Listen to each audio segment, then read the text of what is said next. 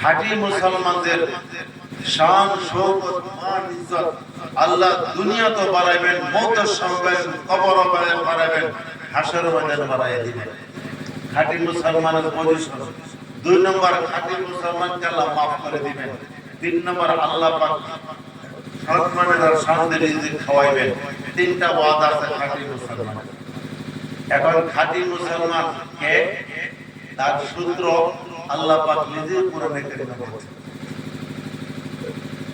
এখন ভাই আমরা খাঁটি না অখাঁটি এই মজলিসের মধ্যে সামান্য করে আমরা নিজেরা যে সামান্য চিন্তা করি, আমরা খাঁটি না অখাঁটি ধরা পড়ে। যদি খাঁটি হয়ে থাকি তা আমাদের কপাল, আল্লাহ শুকর আদায় করা দরকার। যদি খাঁটি হইতে পারলাম না, খাঁটি হওয়ার চেষ্টা করতে হবে, মেহনত করতে হবে। আল্লাহ কোরআনে বলেন, ইন্নামাল মুমিনুনা আল্লাযীনা ইযা যুকিরাল্লাহু ওয়াজিলাত কুলুবুহুম ওয়া ইযা তুলিয়াত আলাইহিম আয়াতুহু যাদাতুহুম ঈমানান ওয়া আলা রাব্বিহিম ইয়াতাওয়াক্কালুন الذين يقيمون الصلاة ومما رزقناهم ينفقون। এই খাঁটি মুসলমান আল্লাহ 5টা গুণ বয়ান করেছেন। কয়টা গুণ বয়ান করেছেন ভাই? ভাই সবাই 5টা গুণ শুনে যাবেন তো কে খাঁটি মুসলমানের গুণ বয়ান করেছেন আল্লাহ পাক?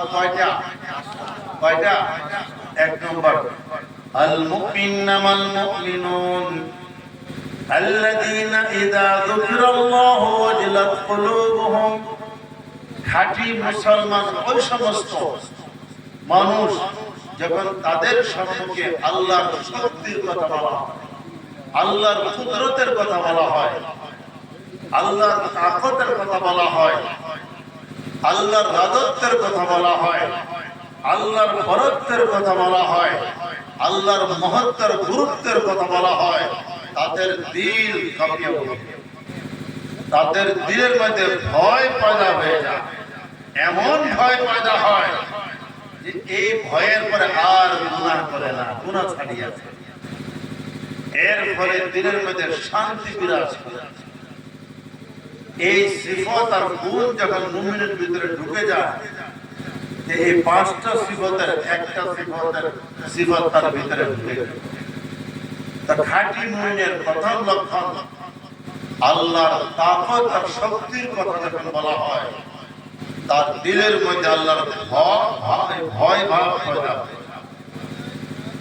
আজিজ দোস্ত, আল্লাহ পাক এমন শক্তির মালিক, এমন শক্তির মালিক, কিতাব আসছে আল্লাহর আরশ 4টা ফেরেশতা উঠায় রাখছে। কয়জন ফেরেশতা? 4জন ফেরেশতা উঠায় রাখছে আল্লাহর আরশ। আরশটা কত বড়!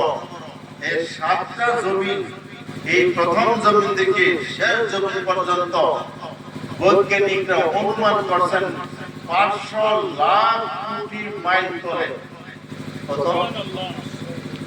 কত কোটি ভাই?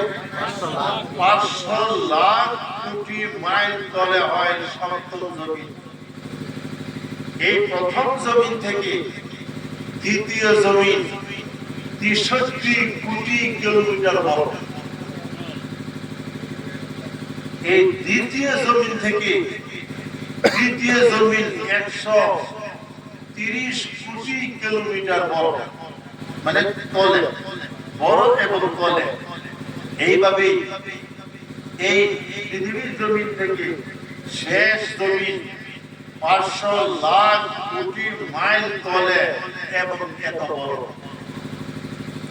তেমনি ভাবে 7টা আসমান, এই 7 ও 7 14টা জোড়া দেওয়া হয়, এর থেকে বড় হয় আল্লাহর আরশ।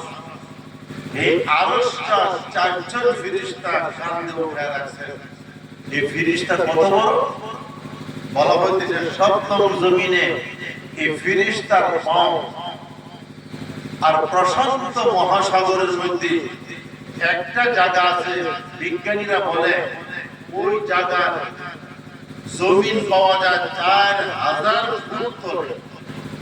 হাজার ফুট 4000 ফুট তলে জমিন পাওয়া যায় প্রশান্ত মহাসাগরের। আটলান্টিক মহাসাগরের একটা জায়গা আছে 37,500 ফুট নিচে জমিন পাওয়া যায়। এই প্রশান্ত মহাসাগর আটলান্টিক মহাসাগরে এই ফিরিস্তা যখন খাড়া হয়, ফিরিস্তার আঁটু ভিজে না, গর্ত পর্যন্ত পানি তলা থাকে। সুবহানাল্লাহ। এই আটলান্টিক মহাসাগর প্রশান্ত মহাসাগরে এই ফিরিস্তার ঘন্টা পর্যন্ত ডুবে। এই ফিরিস্তার আঁটু আর পাও কত বড়!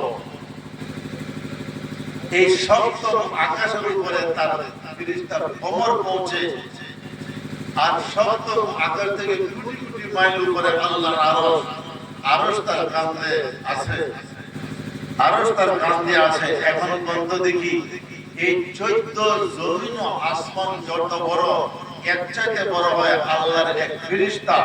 এই ফিরিস্তা যে এত বড় হয়, এই ফিরিস্তাকে যে প্রভু বানাইছেন তিনি কত বড় ক্ষমতার মালিক!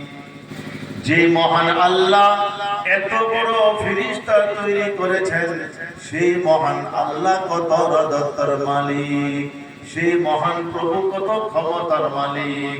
ভাইরা আমার, আল্লাহ পাক কোরআনে কারিমে বলেন, আল্লাহ তার তাকত আর শক্তির পরিচয় দিয়ে বলেন, আল্লাযী ওয়া মারাজাল বাহরাইন।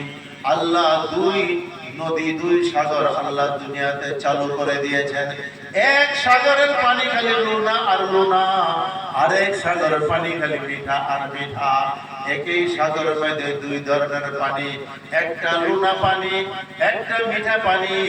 লুনা পানি মিঠা পানির মধ্যে প্রবেশ করে না, আবার মিঠা পানি লুনা পানির মধ্যে প্রবেশ করে না। আল্লাহর হুকুমে, আল্লাহর হুকুমে বোঝা যায় এই দুই পানির মধ্যে বিশাল একটা বেড়া আছে, অথচ কোন দুনিয়ার কোনো বেড়া নাই, একমাত্র আল্লাহর হুকুমের বেড়া রয়েছে। আমার ভাই, আল্লাহ এমন শক্তির মালিক, এমন শক্তির মালিক, একই সাগরের মধ্যে দুই ধরনের পানি যায় বা যায়, আর কিয়ামত পর্যন্ত পানি বইতেই থাকবে, স্রোত বইতেই থাকবে। এমন শক্তির মালিক মহান প্রভু। এ আল্লাহর কথা যখন বলা হয়, মুমিনের দিলের মধ্যে আল্লাহর ভয় সঞ্চয় হয়ে যায়। এমন ভয় হয়, এই ভয়ের পরে আর মদ পান করতে পারে না, এই ভয়ের পরে আর সুদ খাইতে পারে না, এই ভয়ের পরে নামাজ ছাড়তে পারে না, এই ভয়ের পরে ঘুষ খাইতে পারে না, এই ভয়ের পরে অন্যায় করতে পারে না।